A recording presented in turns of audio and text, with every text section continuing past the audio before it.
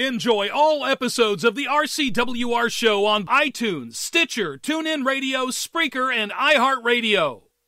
Do you love the RCWR Show with Lee Sanders? Then support the show that's currently ranked in the top 10 shows on Spreaker.com in the wrestling category, on Patreon.com, and get exclusive access to new original content, including our 30 with Lee series, bonus and vintage RCWR episodes, exclusive guest interviews, prize giveaways, online community chat, live show call-in features, and so much more. Support the RCWR Show on Patreon.com/RCWR Show. Once again, that's Patreon.com/RCWR Show. The RCWR Show with Lee Sanders, entertaining you since 2011. Warning, the RCWR Show with Lee Sanders is intended for a mature audience only. The following is an Infinity One Productions presentation, keeping it honest, insightful, and interactive. Covering the latest in wrestling and beyond since 2011. You're listening to the RCWR Show. Now, your host, live from the nation's capital in Washington, D.C., Lee Sanders.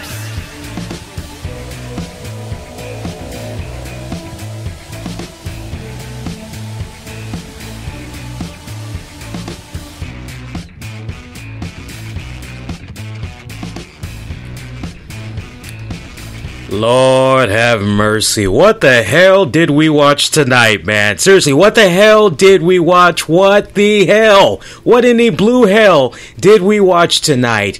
If you're with me right now, you probably need like a couple of melatonins. You probably need a couple of shots of Hennessy. Whatever your favorite alcoholic beverage is right now, because like that was just unbearable to watch overall. Of course, I'm talking about WWE's Battleground pay-per-view event.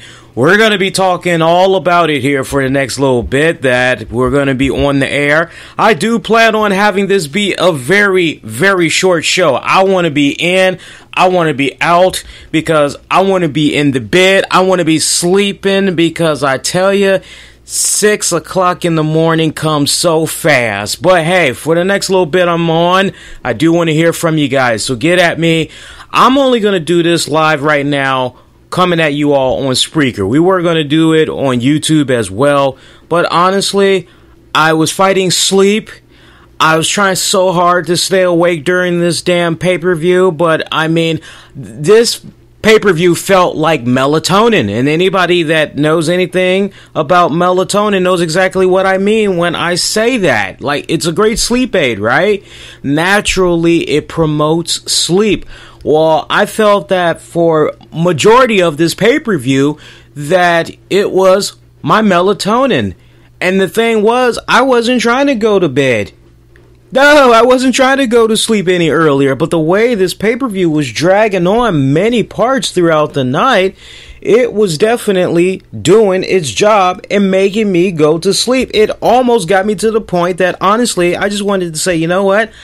I know I said I was going to be coming on live, but damn it, I think I'm going to phone this one in. I think I'm just going to roll over, go to bed. My girl had to convince me, no, honey, you already had said you were going to do this show. You've already promoted it. You need to go on ahead, do the damn thing. I'm like, yeah, okay. Yeah, I guess I got to do the damn thing. That was rough. I don't know if maybe this was perhaps the worst pay-per-view from WWE this calendar year. I mean, there's a couple this year so far that come into mind that was kind of like, that was kind of rough. Coño. But, like, this may have been the number one. It may have been the number one. I'm not sure, but get at me for the next little bit that I'm going to be live on the air. Coming at you all. See, how can you interact with me? You got Twitter. You got Facebook at the RCWR Show. I got the chat that's up on Spreaker. You can hop on in there, say hello that way. My God. Where do we even want to start? Well, first off, Make sure you cast your vote. Let your voices be heard on what you had thought about tonight's WWE Battleground pay-per-view event. I have a Twitter poll that is up right now asking you all straight up, yay or nay, your thoughts on the Battleground pay-per-view event so far. And we have about 4 days left for this polling. Right now, we got an overwhelming 67% of you that are giving it a thumbs down. Yes, a thumbs down. 67% of you so far felt this pay-per-view was like, you know, so, I mean, God, where do we start? Can we start with the main event match? I know we're going to kind of go a little bit backwards. I know there's some of you guys that like when I pretty much go in a particular order, but honestly, I'm going to be blazing through this. This recap show is probably going to be 30 minutes at best, maybe 35. 35 is pushing it, but I want to be like 30 minutes or less than that. Look, the main event match for the night that had consisted of Randy Orton taking on Jinder Mahal in the, the third time ever Punjabi cage match. I gotta tell you, this match going into it, a lot was really riding on this particular matchup, and I'm gonna tell you exactly the reason why. A lot was really riding into this match because pretty much after we got past, I would honestly say, after we got past Kevin Owens, AJ Styles, that's when it just started to become boring. It was like, okay, I think I've watched probably the best matches of the night. I don't think it's going to get any better. Maybe it's now time to go ahead and call it a night. That's honestly how it felt at this point, because, like, come on now, be honest with yourselves. How many of you all out there, you go, hey, wonder what the card is for the pay-per-view? You looking at it beforehand? Hell, you might not look at the pay-per-view card until the day of the pay-per-view, and you go, okay, I know I'm gonna watch that. I don't care about that. That's a piss break. I don't care about that. I can take out the trash during that one. I know there's a lot of you guys that basically roll like that, and pretty much after we got past Kevin Owens, AJ Styles, it was kind of like, yeah, everything else is going to be a little bit of a snoozer. But the snoozing just amplified as you went match on, as you went segments on. And like by the time you get to Jinder Mahal, Randy Orton, you're going, man, I like to believe in my heart of hearts that we're going to be able to walk out of this saying, hey, that was a pretty damn good match. But in the back of your mind, you're kind of going, nah, let me be really honest. It's going to kind of be a little bit of a snoozer fest. It's probably only going to be a couple of nice little spots in there. Maybe the Singh brothers are going to do. And honestly, that's what really made it interesting. And I don't like saying that because, look, let me go on record. Randy Orton, I have said this consistently, and like now that I've put this out there in the forefront for newer listeners, for folks that maybe weren't really familiar with the RCWR show in the past, but maybe it's a situation where you came across some of my audio clips on Epic Sports. Shout out to those of you that maybe are checking out the show that way, and you've become a new listener as a result of that. But when I say to you guys, Randy Orton, if there's anything that he's always been great at, is chasing after whoever the WWE champion is, and then after he becomes a WWE champion, that's it. You know, the chase is better than the catch. Well, once he gets the catch, that's pretty much it. He fizzles out real quick. Now that I said that, I've said that time and time again on this show over the years, and now you guys are starting to see what it is that I'm talking about. He's great at chasing after the champion. And I like everything that he has been doing in working with Jinder Mahal, trying to get this guy over. Jinder Mahal, the position that he has been put in, that is a lot. That is a lot to be on a person's plate. You know, because like so many times we all have fallen victim to, oh, that person's not ready yet. No, they're not. But when you get that promotion, when that boss walks up to you and says, hey, We love the work that you've been doing so far. We've been seeing the time, the energy, the effort that you've been putting into it. And you know what? We feel that it's time for you to get promoted. Beginning Monday, you're going to be starting in this position at this hourly wage. This is going to be your yearly salary.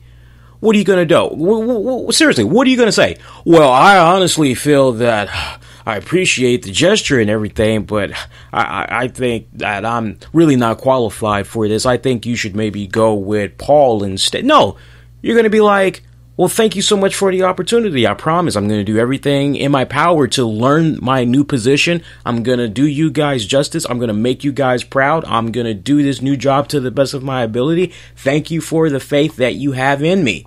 You're going to run with that ball. So kudos to Jinder Mahal, who has been put in a very, very difficult position. Okay, we see what you've been doing. We see what you've been doing with your body, the transformation that you've been doing. We've been paying attention to what you've been doing in the ring. We're paying attention to how you've been coming along with your mic work. All right, you're stringing it all together. We like what's going on. You know what? We want to switch things up a little bit. We want to give you a shot. Show us what you can do. And he's working with the best that he has that's being presented to him. But it's just not enough. It's just honestly not enough. And this matchup, I feel sorry for the people in Philly that were in attendance watching this match, because I can't tell you how many screenshots or camera phone images I saw on social media of people that were actually in attendance at this Battleground event tonight, that when it came time for this Punjabi matchup, all they basically could see is a shitload of rods and cones. That's all they could basically see.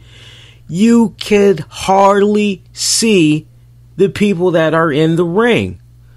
And that was my biggest fear, was, okay, what exactly are the people that's live in attendance going to be seeing? Because we're going to get that Kevin Dunn, Triple H, Vince McMahon camera treatment at home, so we win. But for those in attendance, what are they going to be able to get? And they shouldn't really have to break their freaking neck looking at a Titantron just to see what all they're not able to see. That's not really fair to them, especially for those that paid their...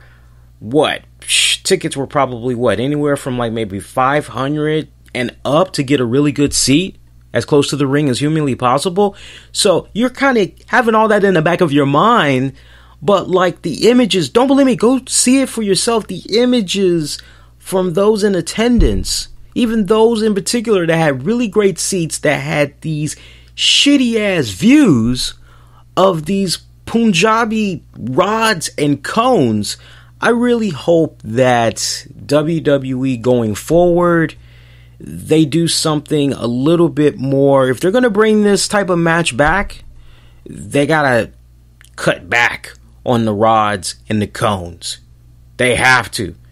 On that wood, they got to cut down on all of that shit so people can see what the hell is going on. Because that's just not fair. They've paid all that money and they can't see what the hell is going on in the ring.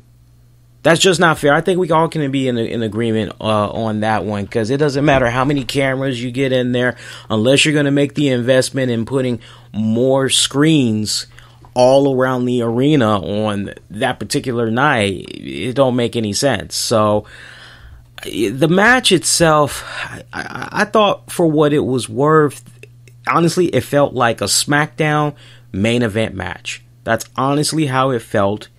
I'm patiently looking at the clock, waiting for the Singh brothers to show up. I'm going, yeah, at some point they're going to show up. They're just, they are. They're going to show up. And I like the whole concept with the whole, hey, we're going to close these gates after a certain amount of seconds. And then once we close these gates, that's pretty much it. They're not going to be able to exit this way. If they want to try to exit, instead, they're going to have to climb over the structure. But hey, if they're able to get through this gate, that works great for them, because that means they're one step closer to getting out of this structure overall. So you're kind of like, okay, I can kind of bite into that just a little bit. Me personally, I wish that there would have been some type of a roof applied to the inner parts of the Punjabi cage. Like when you're in the heart of the ring, I wish it could have like been some type of a roof setting over there, and then you have the doors that way. But then I know some people would have been like, but you kind of get trapped that way. That kind of, so I kind of see why they didn't want to really put a roof over. But I kind of wish, just to make things a little bit more interesting, that maybe a roof would have been placed. Here's an idea for the next go round. Maybe you can have there be some type of a revolving roof. Like once they lower the gate doors, you put a roof on, and that roof is basically going to be there, who knows, maybe for like 20 seconds or some jive like that. I don't know, to each its own. They can work out the kinks, but a lot of kinks they need to work out. What it pretty much came down to with this main event match for the WWE Championship was the Singh brothers and their impact. And they did come in there. I wasn't even sure how the hell they were able to get in there, but somehow they were able to get in there, and they were able to get to Jinder, slide him out of one of the last gates. Randy Orton wasn't able to get out in time, so he had to basically climb over the Punjabi structure in order to try to get to the Singh brothers and Jinder Mahal. And of course, come on, we know by now, we know the trademark, the Singh brothers, they're going to cause the distraction. Randy Orton beats the living crap out of the Singh brothers, make them take a couple of really good sweet bumps, and that's pretty much exactly what had went down. I love the one bump that the brother had took from the top of the Punjabi steel like structure, because it wasn't steel, it was basically wood and all that, right? So he basically takes a nice good bump from the very top, crashing through the announcer's table. Loved it. I mean, he landed perfectly through that. That had the crowd pretty much amped up, because honestly, right before that spot had came about, the crowd they didn't give a damn. They didn't give a damn what the hell they were seeing. It was pretty much all types of chants. CM Punk chants, delete. They were chanting any and everything except for who the hell was in the ring. They really did not care about this. But once those bumps had took place, now they were kind of into it. And I think they were really into it because of the spots that they were seeing. Not so much the match itself, just the spots that they were seeing. So Randy Orton lays the fists on them, both brothers respectfully. We see him get back in the ring, and he actually fights off one of the brothers that had grabbed him around the ankle. He goes for a steel chair, Randy Orton does, takes that steel chair to the body of that respected Singh brother, takes it to Jinder Mahal. And then from that point, if I'm not mistaken, towards the end of the match, we actually saw Randy Orton try to climb up that Punjabi structure. And then we hear Jinder Mahal's music come on again, like right when Randy Orton is at the top, trying to climb over to the other side. And you're kind of going, why is the music playing? Did Jinder Mahal like already climb out and it's pretty much over with now? What went down? No, it turns out somebody we hadn't seen in just a couple of years. Kind of feels like maybe we hadn't seen him in about maybe 3 years, give or take. We see freaking Great Khali. Yes, Great freaking Khali. Now, let me just pause a second right here. And I just want to kindly remind, now long-time listeners may remember this, okay?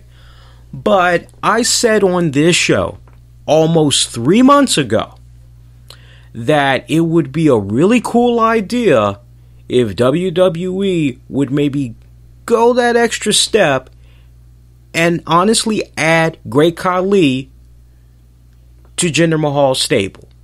And the reason why I had went there, I said, look at how Jinder Mahal is currently set up.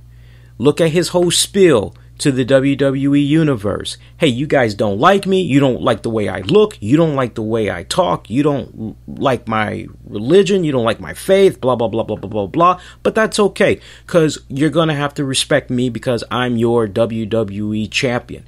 So basically, he's pulling that whole, you don't like me because I'm different. Let's be honest. You don't like me because I am a immigrant, right? And he is part of the brown people. So whether it's you don't like me because I'm black, you don't like me because I'm Indian, you don't like me because I'm a Muslim, you don't like me because I'm Arabic, right? You don't like me for all of these. That's basically the whole spiel. And I told you guys that the way Jinder Mahal was operating, it was almost kind of like a light version of Muhammad Hassan. And I told you all that if Great Khali was added to that stable, Jinder would be like a freaking badass. He'd be a force to reckon with. And there were a decent amount of you guys that know your wrestling, you appreciate good story arcs and all that. You say, Lee, that's actually not that bad of an idea. I get that. But what happened? We had a couple of knuckleheads over on the Epic Sports channel. And look, overall, the Epic Sports community, I love them. I appreciate them. I love reading the comments that I see on a weekly basis, be it good, be it bad, be it indifferent. Just the fact that the fan base over there at Epic Sports, they interact with the clips. I love it. I even respect and appreciate those that want to offer constructive criticism as far as ways of improvement. I even appreciate that. But we had a couple of knuckleheads that had heard what I had said a couple of months ago about Great Khali being added to Jinder Mahal's stable. And they thought that I was basically being racist. They say, oh, you just marinate on that for a second. Me, an African American, saying, oh, Great Khali should be part of Jinder Mahal's stable, and I'm being accused of being racist. I BS you not. That actually came from some of the people on Epic Sports, and they had other people that were like, that's a stupid ass idea. No, that's a terrible idea. You see how it all came together now? You see how it all came together? It laid out exactly how I said it would play out. I said, if I was the WWE, if I was writing this, this is the direction that I would go. Now that it's happened, now we got people saying, oh, please, whatever, don't want to see him wrestle. I never said anything about Great Khali wrestling. I will be the first to tell you that guy freaking is the drizzles when it comes to him wrestling. I don't want to see him wrestle whatsoever. All he needs to do is come out there, be the extra muscle, be that big he's like 8 foot tall or something like that, right? He just needs to come out there, push come to shove, just enforce. He needs to be like a special attraction, break this glass in case of emergency, do him almost like Andre the Giant, make him be like a sporadic type of dude, right? Let it really just be sporadic when he shows up. But Great Khali shows up, Randy Orton is like, what the hell is this guy doing here? And he actually tried to hurry up and climb out of the steel cage. I keep saying steel cage, forgive me guys. I'm so used to saying that, but he tried to climb over the cage, but Great Khali got to him in time. Actually, it was funny because Great Khali, he comes, he shakes the hell out of the cage, and it basically rocks Randy Orton back over to the other side, and he eventually drops, if I'm not mistaken. I think Randy tried to climb back up, but Great Khali was able to take his arm, grab Randy Orton by the throat as he's going through the cage-like structure, grabs Randy Orton by the throat, squeezing the hell out of him, and pretty much Jinder Mahal is able to come to, laugh his butt off looking at Randy, climb over, boom, retains the WWE Championship that way. So the force of Jinder Mahal and his stable, it has magnified significantly.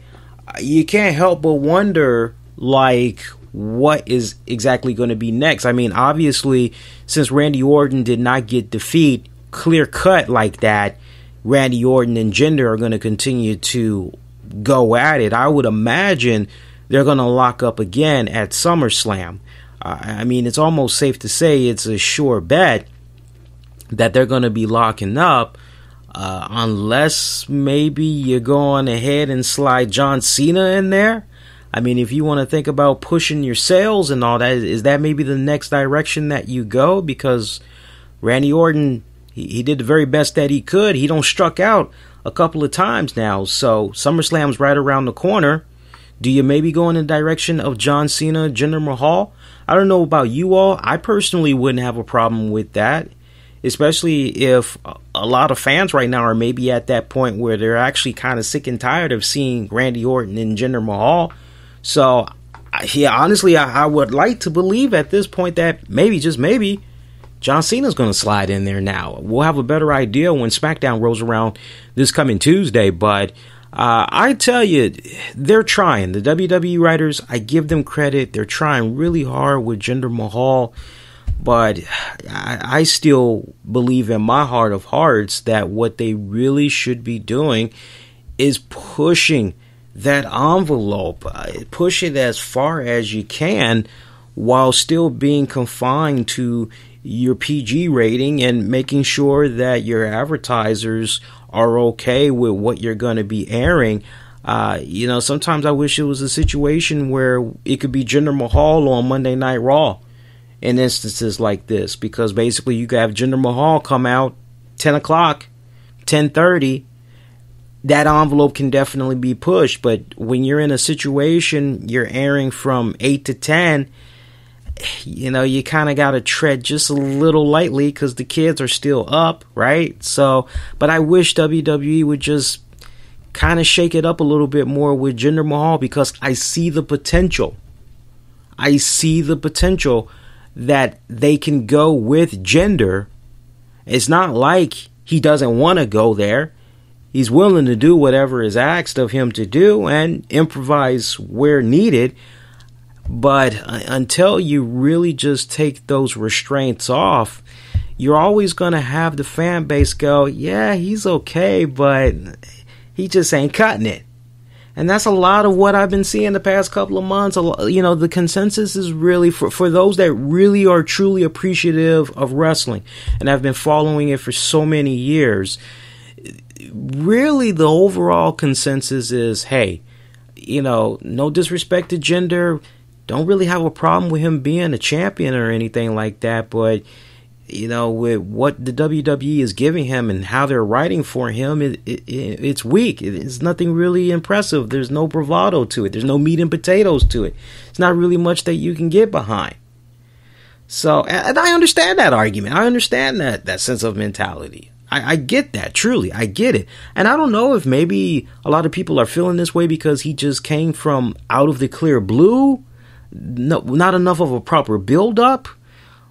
And sometimes I kind of like when, boom, just out of nowhere, something comes by surprise or whatever. But I think when you really get down to the heart of the matter, just the fact that he, is not being given those shackles taken off. I think that's ultimately what's going to be the downfall for Jinder Mahal. Might be doing extremely well overseas, but so that was your main event match. Let's talk about some of these other matches that came about. I did see the pre-show. We saw Aiden English in an upset defeat Ty Dillinger.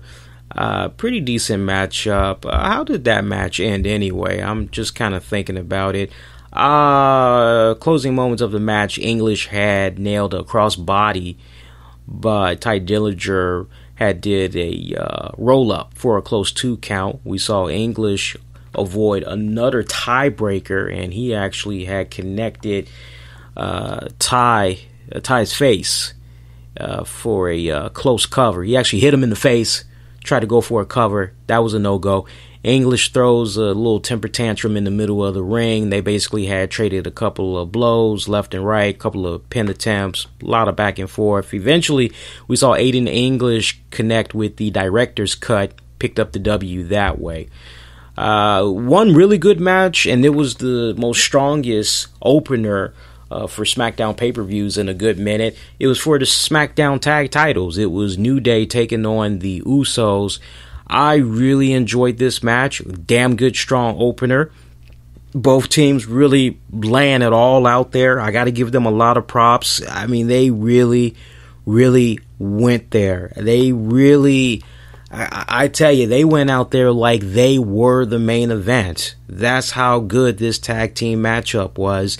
We got new tag team champions in the New Day.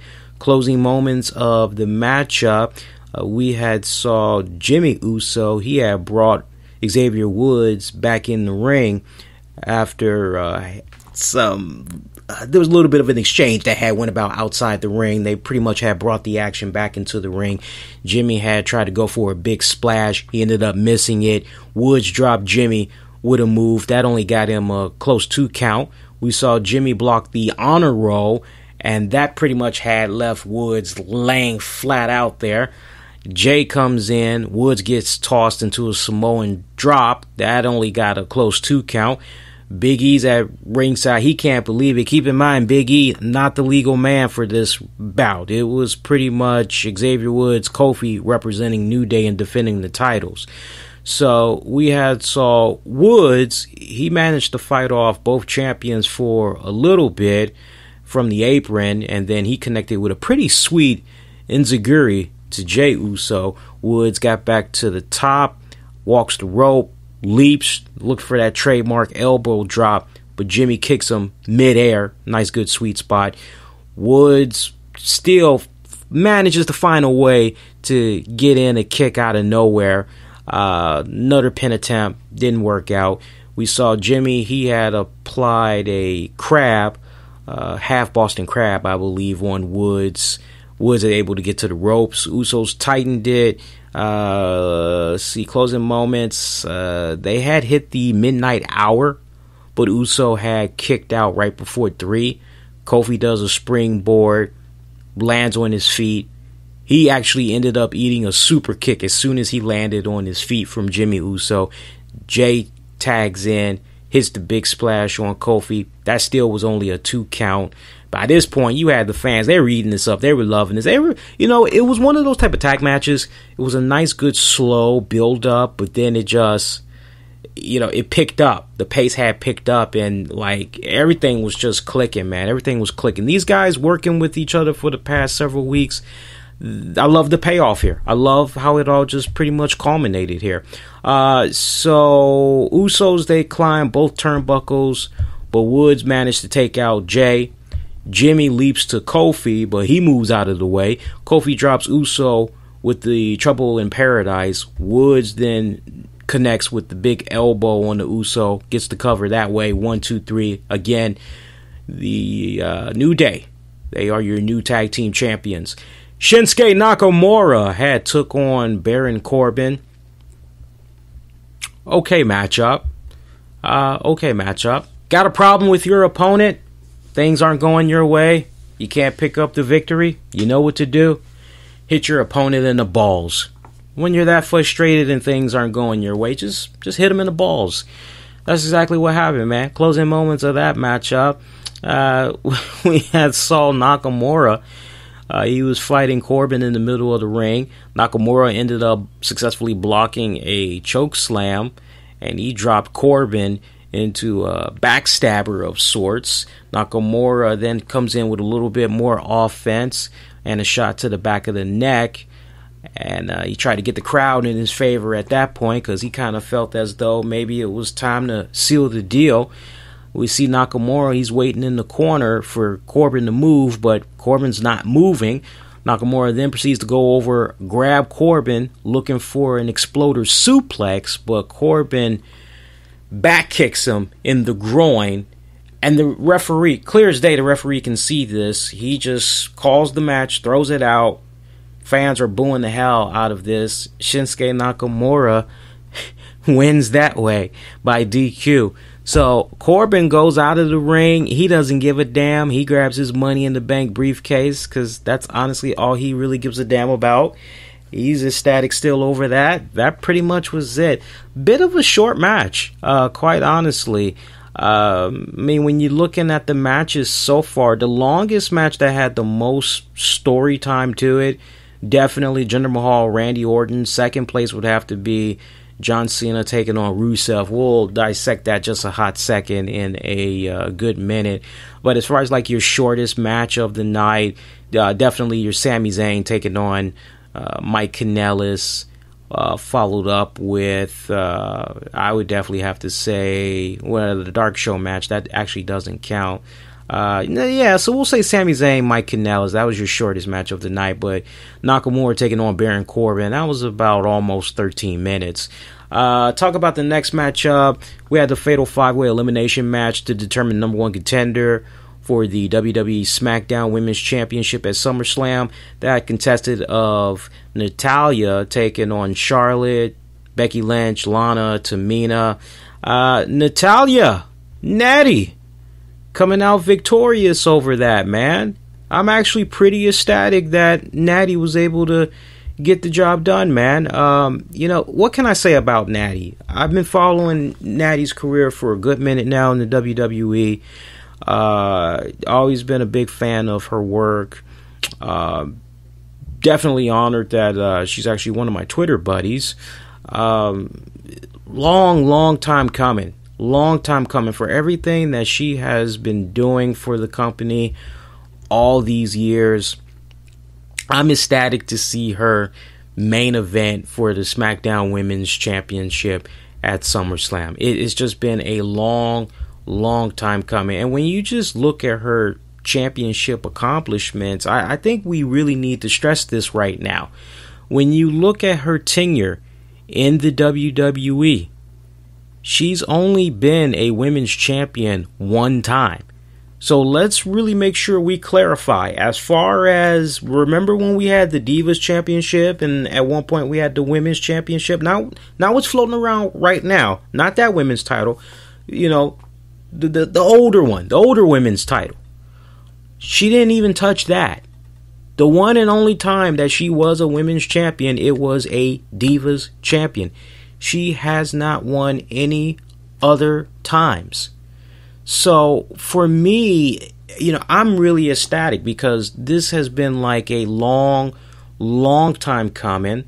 I remember the silly gimmicks that she was in. I still remember to this day the Natalya farting gimmick that she had going on. I thought that was the most degrading, silliest, stupidest thing that I ever saw the WWE do to a female wrestler. I didn't get that. It was mind-boggling seeing them go in that direction with such a gifted athlete nonetheless. I just was scratching my head going, what the hell? This is what you can come up with.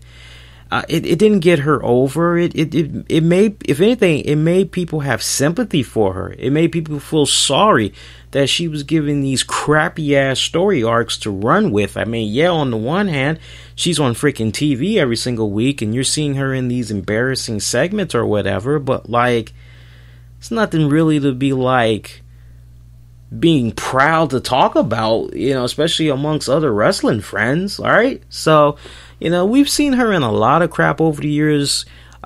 We've seen her take a backseat to a lot of the other women, flavor of the month or whatever like that.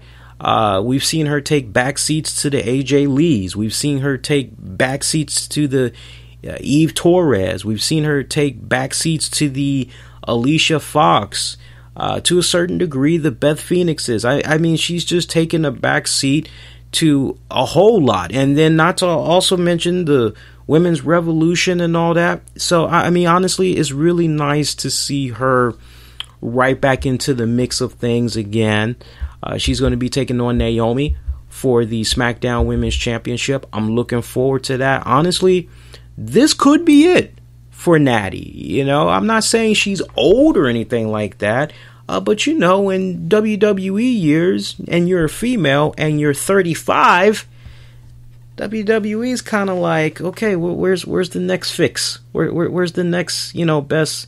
But I mean, she's in really great shape. She's been working out a lot, really staying on top of her cardio, really paying attention to her carbs, what she's been eating. Anybody that follows her on social media sees how much of, I won't say hardcore nutrition freak, but as far as working out and all that, she's definitely dedicated. So I'm really happy that she's in that position now, and she's going to be main event in SummerSlam. Good for her. Some other matches we can get into. Let's see. Kevin Owens, AJ Styles for the United States title. Great matchup. That was definitely the match of the night. I don't think anybody would dispute that.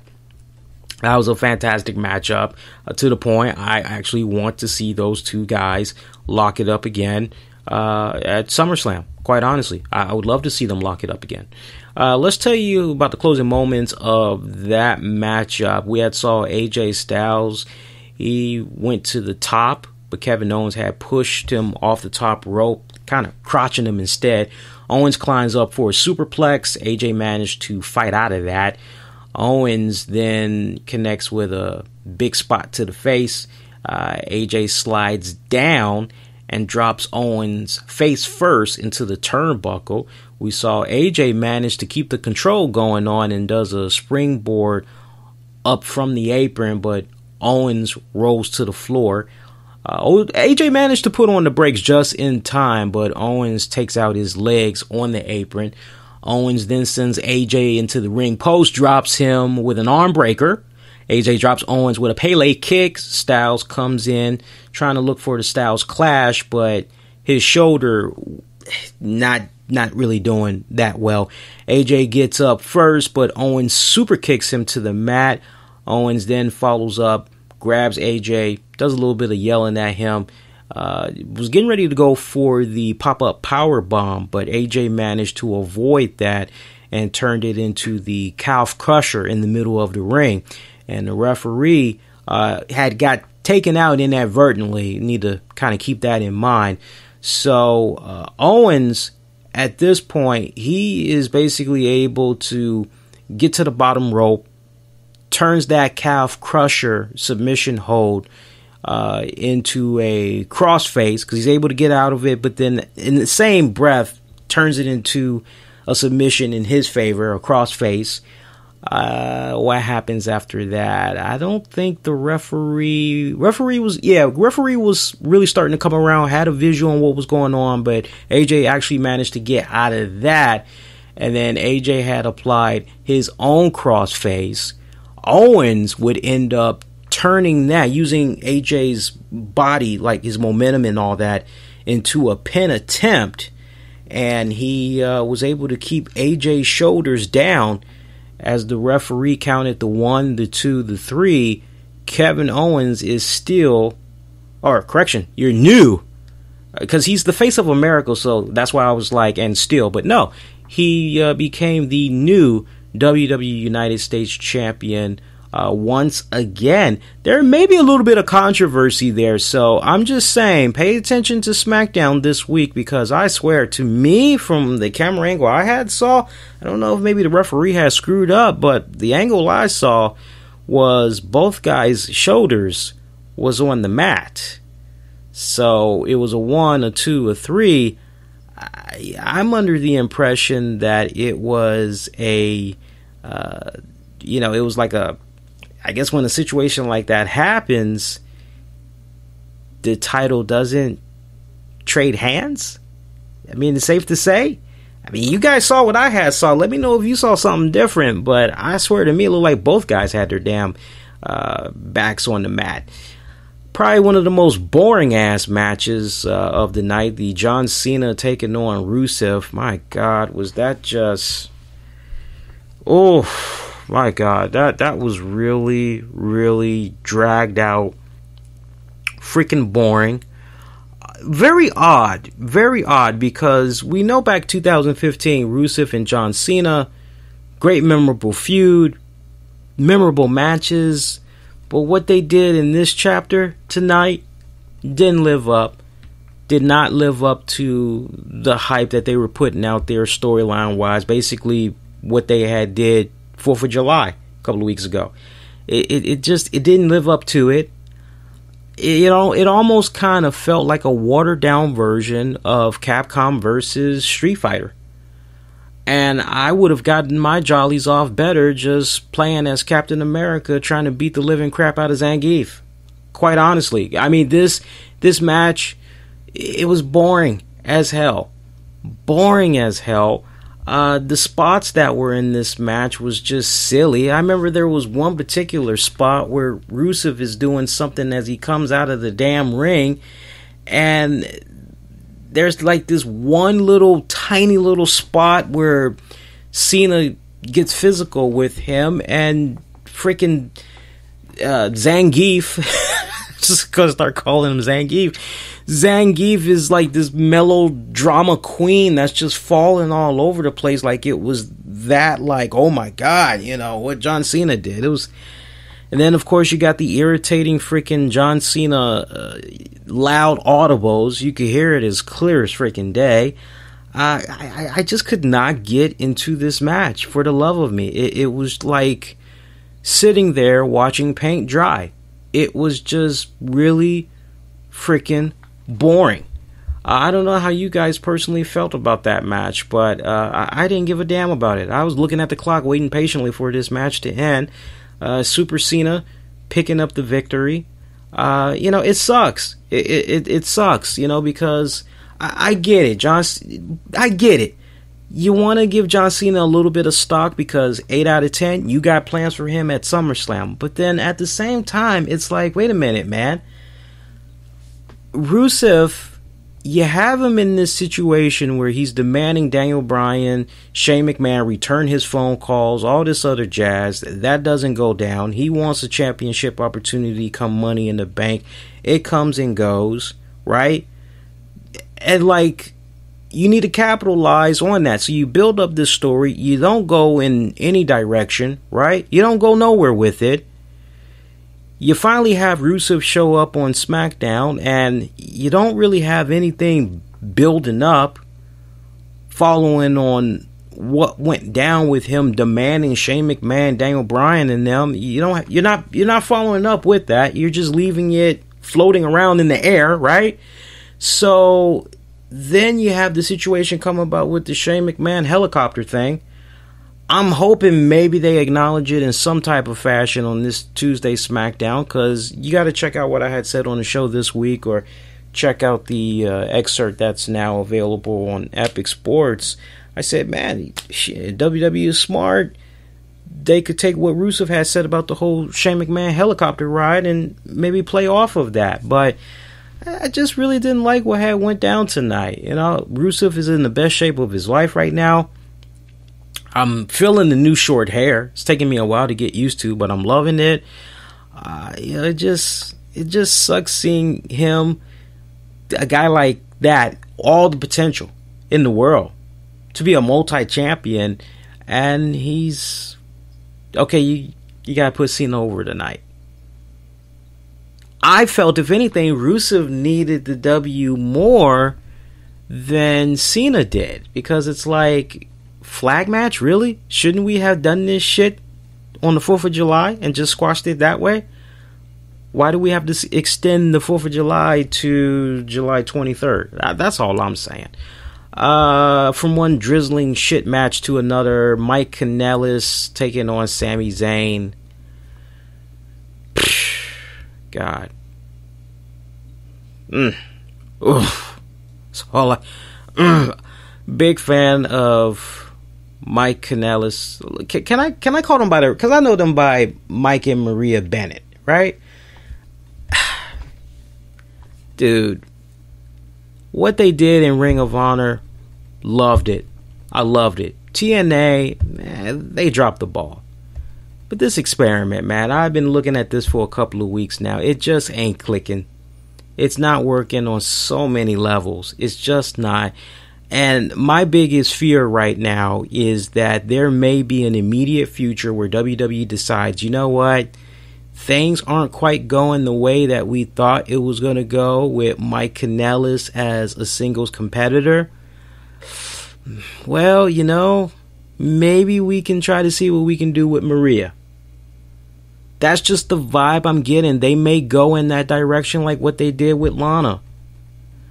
You know, if things don't turn around real fucking soon, I have a feeling that that's probably the last little ditch effort that they're gonna attempt, and then eventually both of them are just gonna be released.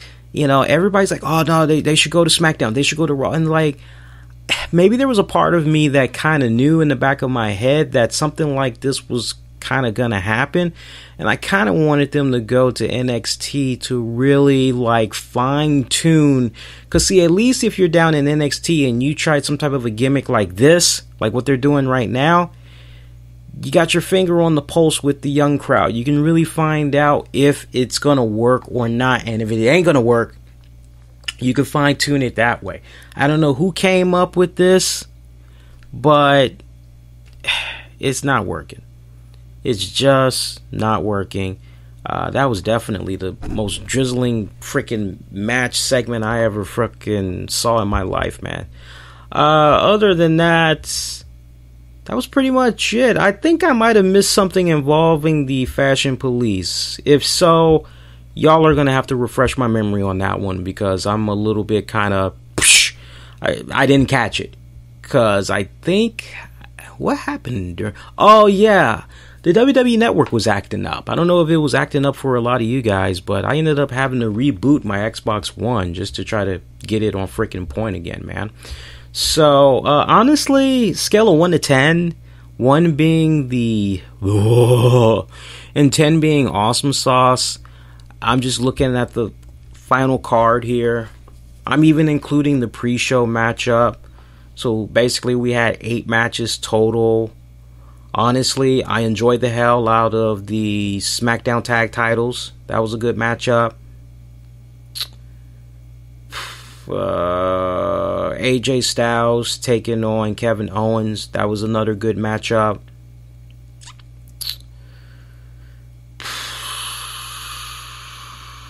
I can give an honorable mention to Shinsuke Nakamura and Baron Corbin, but only to a certain degree. So yeah, so like 2.5 matches technically. I would give this a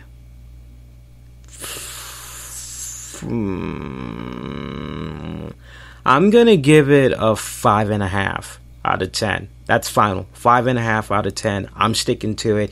Some of you guys may feel my number is a bit too low. Maybe some of you are going to be a little bit more gracious and give it a 6, but you know, if you disagree with a 5.5, I'd love to hear from you guys and pick your brain a little bit. But I'm pretty sure when we come on back here on Tuesday night, I'm going to be right where I stand, still sticking to a 5.5. So before I roll out, let me just make sure I let you guys know that the next edition of the RCWR Show is going to be coming at you for sure live Tuesday night, July 25th, 10 p.m. Eastern, as soon as SmackDown goes off the air. Remember, you love the show, support me, check me out on Twitter, Instagram, YouTube. I'm on Twitter, Facebook. Use the keywords the RCWR Show. Check out the Patreon page as well for exclusive audio video content. Patreon.com/RCWR Show. Check out the tiers. A lot of good affordable stuff. Money's tight for you right now. Best thing you can do is share those links. Speaking of sharing, make sure you share this episode. Click on that heart, like it, share it all throughout social media. And that, my pretty babies, is going to do it. So we did relatively good. You know, I wanted to go freaking 35 minutes long, but that freaking sucks, man. Like, I wanted to go a lot longer, but no, I actually wanted to go shorter, but we ended up going a little bit longer, so that's good. Wasn't that a low blow on the ring post in the AJ Kevin Owens? Joe, respectfully, man, I don't know. I don't care, because that whole pay-per-view card itself was a 5 out of 5. Yeah. Shout out to those of you that's going to be checking this out on the downloads. Appreciate it as always, because I see you guys always represent. I am out of here. I got work in about less than 6 hours. So, my ass is off to bed. Adios!